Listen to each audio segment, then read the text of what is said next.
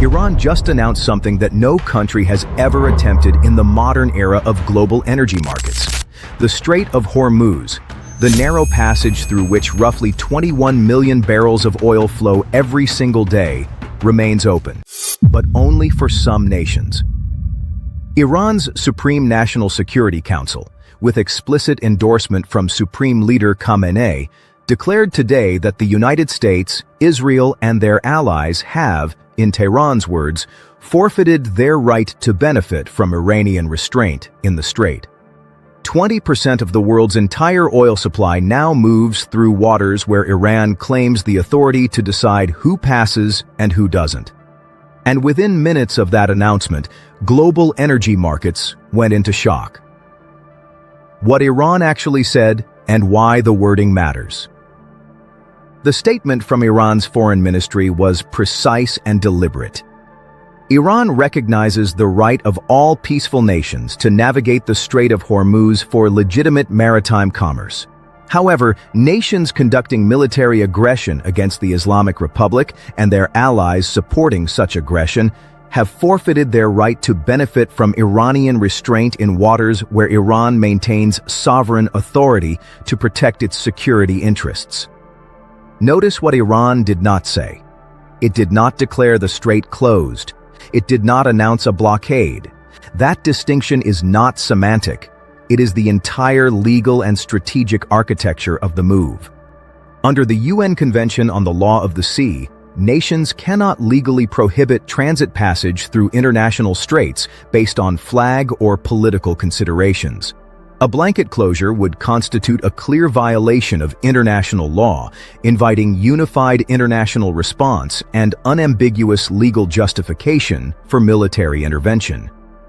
By framing the policy as selective enforcement against nations supporting military aggression, Iran is operating in the gray zone where self-defense provisions create genuine legal ambiguity. Legal scholars at the International Institute for Strategic Studies note that this framing is contested but not frivolous. The precise boundary between legitimate self-defense and illegal blockade in contested waters has never been definitively adjudicated. Iran has weaponized legal ambiguity. And that ambiguity is doing real strategic work right now. The ambiguity is the weapon. Consider a Liberian-flagged tanker owned by a Greek shipping company carrying Saudi crude to Japan. Is that vessel permitted to transit? What if the tanker called at an Israeli port 6 months ago? What if the Greek shipping company has American institutional investors? Iran has provided no answers. That is entirely intentional.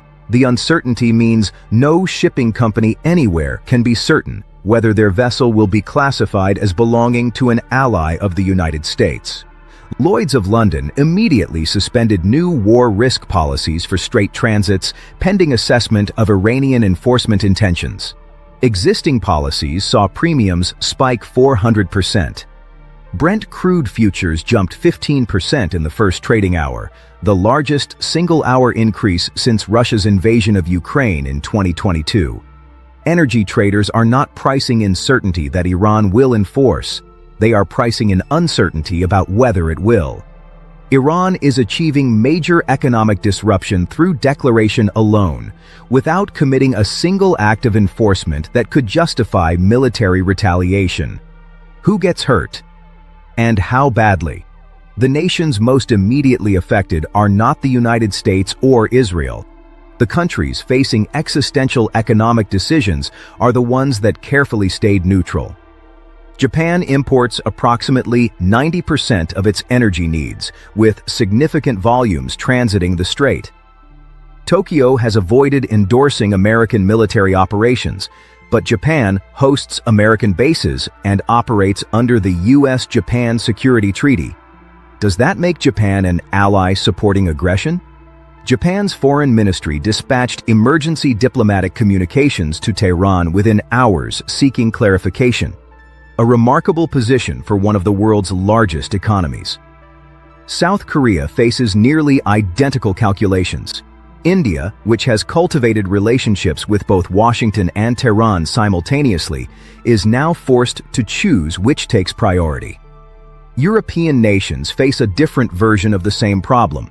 France and Germany have publicly opposed American military operations, but their NATO membership may qualify them as allies under Iranian definition regardless of their policy positions. China's response reveals the strategic complexity with precision. Beijing stated it opposes unilateral restrictions on freedom of navigation, but recognizes that nations under military attack have legitimate security concerns, calling for immediate cessation of military operations against Iran. China is not endorsing Iranian policy, but it is framing the crisis in a way that places responsibility on Washington, while implicitly signaling to Tehran that Chinese-flagged vessels should transit without interference. Washington's options.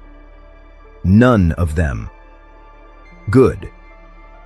The United States faces 3 response scenarios, each carrying significant costs. The first option is military convoy operations. American naval forces escort all vessels through the strait regardless of Iranian declarations. This guarantees confrontation. Iran must either back down completely or engage American warships directly, triggering open naval warfare that could escalate rapidly. American naval supremacy is not in question, but a confrontation that destroys Iranian vessels while the strait is physically contested will drive oil prices to levels that damage the global economy regardless of outcome. The second option is accepting Iranian restrictions in practice while pursuing alternative routes, increasing Saudi and UAE pipeline exports, shifting Asian importers toward non-Persian Gulf suppliers.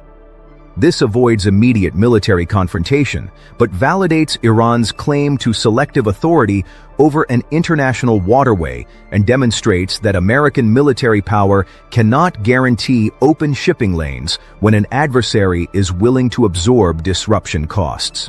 The third option is expanding military operations to physically eliminate Iran's capacity to enforce, destroying coastal defense systems and surveillance infrastructure required to monitor vessels.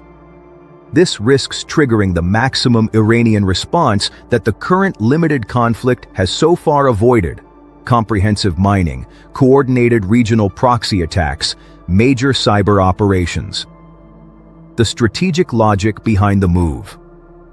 Iran has transformed a military conflict into an economic and political crisis for every nation dependent on Persian Gulf energy, forcing neutral countries to seek Iranian approval for access to waters that international law says should be freely available to all. Nations with strong economic interests in energy access now have a direct incentive to publicly oppose American military operations, not because their strategic assessments changed, but because their tankers need to pass through 33 kilometers of water Iran claims authority over. And it has done all of this through declaration rather than action, avoiding the legal and military tripwires that actual enforcement would trigger while achieving substantial strategic impact through uncertainty alone. 3 scenarios for how this unfolds. Scenario 1. The announcement itself is the operation. Iran never actually seizes a significant vessel. Insurance costs spike. Oil prices rise. Neutral nations make anxious diplomatic overtures to Tehran. American allies fracture over how to respond. Iran achieves meaningful economic disruption and political leverage without a single enforcement action that could justify military retaliation. Based on Iran's demonstrated preference for asymmetric pressure over direct confrontation, this is the most probable near-term outcome. Scenario 2. Selective enforcement begins. Iran seizes or turns away vessels it determines belong to nations supporting American operations. Some countries, facing immediate energy disruption, publicly break with American policy on the conflict to secure their shipping access. The coalition fractures along economic fault lines, demonstrating that energy dependency is a more powerful political tool than security relationships with Washington. Scenario 3. American convoy operations trigger direct confrontation. Iran must choose between standing down or engaging American warships. Direct naval confrontation occurs. The limited conflict of the past 2 weeks escalates to open warfare in the world's most critical energy choke point, with global oil prices reaching levels not seen since the 1970s oil shocks.